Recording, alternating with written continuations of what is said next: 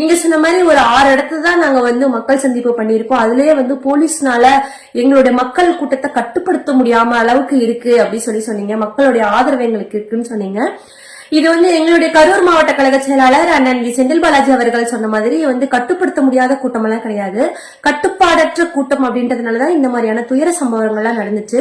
போலீஸ்னால கட்டுப்படுத்த முடியாத அளவுக்கெல்லாம் ஒண்ணும் கிடையாது. ஏன்னா காலங்காலமா பல அரசியல் கட்சி கூட்டங்களை பார்த்த ஒரு டிபார்ட்மெண்ட் தான் போலீஸ் டிபார்ட்மெண்ட். நீங்க நினைக்கிற மாதிரி சாதாரணமாலாம் கிடையாது.